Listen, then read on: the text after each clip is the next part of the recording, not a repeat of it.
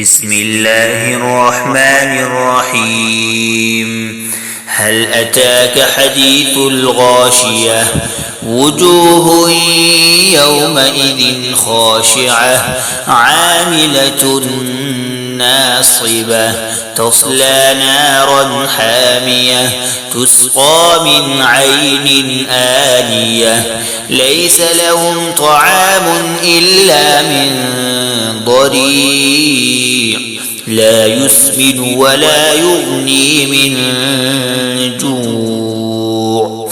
وجوه يومئذ ناعمة لسعيها راضية في جنة عالية لا تسمع فيها لاغية فيها عين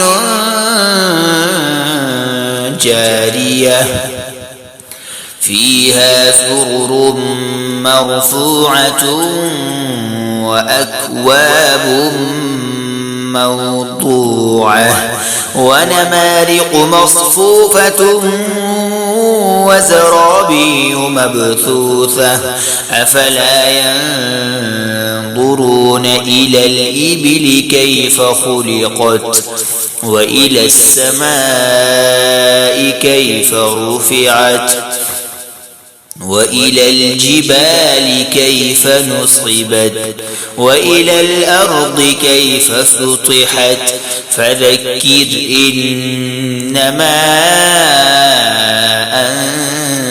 أنت مذكر لست عليهم بمسيطر إلا من تولى وكفر فيعذبه الله العذاب الأكبر إن إلينا